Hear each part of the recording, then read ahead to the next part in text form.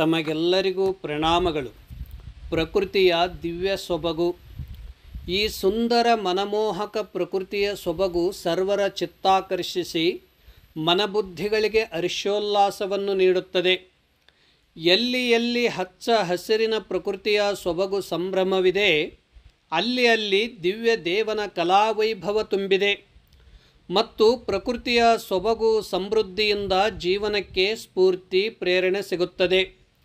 ಸುಂದರ ಪ್ರಕೃತಿಯನ್ನು ಗೌರವಿಸಿ ಸಂರಕ್ಷಿಸಿದರೆ ಭಗವಂತನನ್ನು ಗೌರವಿಸಿ ಪೂಜಿಸಿದಂತೆಯೇ ಸರಿ. ಹಾಗೆ ಸಮೃದ್ಧ ಶ್ರೀಮಂತ ಪ್ರಕೃತಿ ಎಲ್ಲಿದೆ, ಅಲ್ಲಿ ಸಂಪೂರ್ಣ ಮಳೆ, ಬೆಳೆ, ಪಶುಪಕ್ಷಿ ಪ್ರಾಣಿಗಳು ಕೂಡ ಸಮೃದ್ಧದಿಂದ ಸಂತೋಷವಾಗಿರುತ್ತವೆ. ಪ್ರಕೃತಿ ಸಂಪತ್ತು ಶ್ರೀಮಂತವಾಗಿದ್ದರೆ ನಮ್ಮ ಮಣ್ಣಿನ ರಕ್ಷಣೆ, ಅಂತರ್ಜಲ ಸಂರಕ್ಷಣೆ, ಸೇವಿಸುವ ಗಾಳಿ ಶುದ್ಧವಾಗಿರುತ್ತದೆ. ಉತ್ತಮ ಆರೋಗ್ಯಕ್ಕೆ, ನದಿ ಸಾಗರಗಳ ಸಮೃದ್ಧಿಗೆ, ಆಧ್ಯಾತ್ಮಿಕದ ಪ್ರಗತಿಗೆ ಪೋಷಕವಾಗುತ್ತದೆ. ಭವ್ಯ ಪ್ರಕೃತಿಯ ನೈಸರ್ಗಿಕ ಸಂಪನ್ಮೂಲಗಳ ಸಂರಕ್ಷಣೆಗೆ ಸ್ವಸ್ಥ ಆರೋಗ್ಯಪೂರ್ಣ ಪ್ರಕೃತಿಯೇ ಕಾರಣವಾಗಿದೆ. ಸಮಸ್ತ ಮಾನವ ಕುಲದ ಎಲ್ಲ ಸಂಪತ್ತುಗಳಲ್ಲಿ ಪ್ರಕೃತಿ ಸಂಪತ್ತೇ ಸರ್ವಶ್ರೇಷ್ಠವಾಗಿದೆ. ಎಲ್ಲಿ ಭವ್ಯ ಸಮೃದ್ಧ ಪ್ರಕೃತಿ ಇದೆ, ಅಲ್ಲಿ ಅಧ್ಯಾತ್ಮ, ಆರೋಗ್ಯ, ಕಲೆ, ಸಾಹಿತ್ಯ, ಸಂಗೀತ ಶ್ರೀಮಂತಗೊಳ್ಳುತ್ತವೆ. ಜೀವನದ ಯಾತ್ರೆಯಲ್ಲಿ ನಾವು ಹಲವಾರು ವೈವಿಧ್ಯಮಯ ಕ್ಷೇತ್ರಗಳನ್ನು ನೋಡುತ್ತೇವೆ. ಆದರೆ ದಿವ್ಯ ಸುಂದರ ಪ್ರಕೃತಿ ಕ್ಷೇತ್ರ ನೋಡಿದಾಗ ಕಣ್ಣಿಗೆ ಹಬ್ಬ, ಮನಸ್ಸಿಗೆ ದಿವ್ಯಾನಂದ ದೊರಕುತ್ತದೆ. ದಿವ್ಯ ಪ್ರಕೃತಿ ಸರ್ವತತ್ವಗಳಿಗೆ ಜೀವಶಕ್ತಿ ತುಂಬಿ ಸಚೇತನವನ್ನು ಕಾಪಾಡುತ್ತದೆ. ಪ್ರಕೃತಿಯ ಸೊಬಗಿನ ವರ್ಣನೆಯನ್ನು ವಿಶಾಲ ಆಕಾಶವೇ ಹಾಳೆಯನ್ನಾಗಿ ಮಾಡಿ, ಸಮಸ್ತ ಸಾಗರದ ನೀರನ್ನೇ ಮಸಿ ಮಾಡಿ, ಪೃಥ್ವಿಯ ಸರ್ವ ವೃಕ್ಷಗಳೇ ಪೆನ್ನನ್ನಾಗಿ ಮಾಡಿ, ನಮ್ಮ ಆಯುಷ್ಯ ತುಂಬ ಬರೆದರೂ ಮುಗಿಯದಷ್ಟು ಪ್ರಕೃತಿಯ ರಹಸ್ಯ ಕಲೆಗಳಿವೆ. ನಮ್ಮ ಸುಭಾಷಿತಗಾರರು ಪ್ರಕೃತಿಯ ಮಹತ್ವವನ್ನು ಕುರಿತು ಈ ರೀತಿಯಾಗಿ ಹೇಳಿದರು: 10 ಬಾವಿಗಳಿಗೆ ಒಂದು ಸರೋವರ ಸಮಾನ, 10 ಸರೋವರಕ್ಕೆ ಒಂದು ನದಿ ಸಮಾನ, 10 ನದಿಗಳಿಗೆ ಒಬ್ಬ ಸುಪುತ್ರ ಸಮಾನ, 10 ಸುಪುತ್ರರಿಗೆ ಒಂದು ವೃಕ್ಷ ಸಮಾನವಾಗಿದೆ.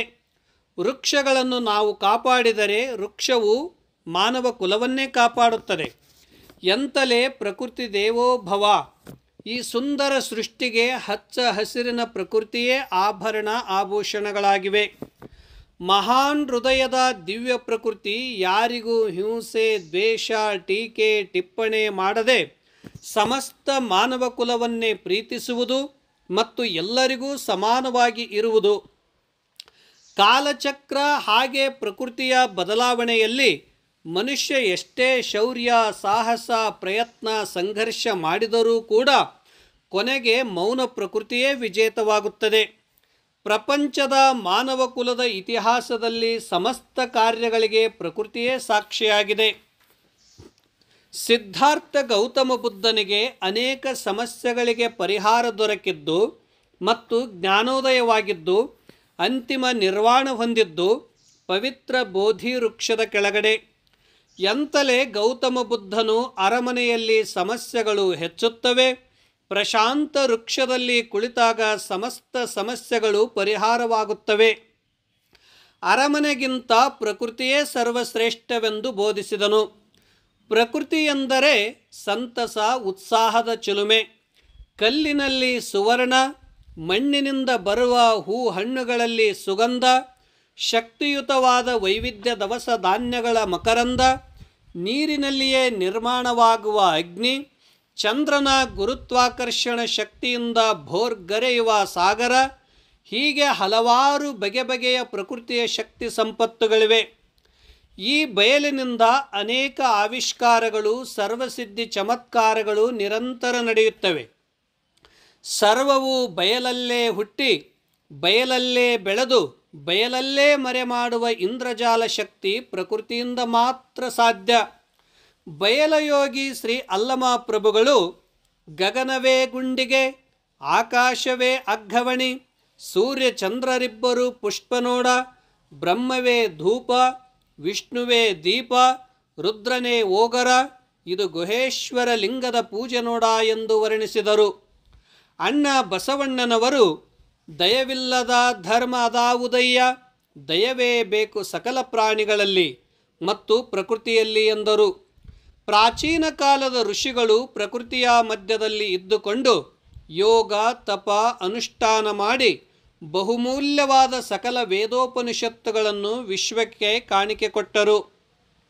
ಶ್ರೀ ಶಂಕರರು ಮಹತ್ ಸಾಧನೆ ಮಾಡಿದ್ದು ಪವಿತ್ರ ನದಿ, ಗಿರಿ, ಪರ್ವತ, ಪ್ರಕೃತಿಯ ಮಧ್ಯದಲ್ಲಿ ಸಕಲ ತತ್ವಶಾಸ್ತ್ರಗಳನ್ನು ಕರಗತ ಮಾಡಿಕೊಂಡು ಮಹಾಜ್ಞಾನಿಯಾದರು. ವೇದವ್ಯಾಸರು ಭಾರತೀಯ ಸಕಲ ತತ್ವದರ್ಶನ, ಆಗಮ, ಶ್ರುತಿ, ಸ್ಮೃತಿ, ಪುರಾಣ ಮತ್ತು 4 ವೇದಗಳನ್ನು ವಿಭಜನೆ ಮಾಡಿದ್ದು ದಿವ್ಯ ಪ್ರಕೃತಿಯ ಮಡಿಲಲ್ಲಿ.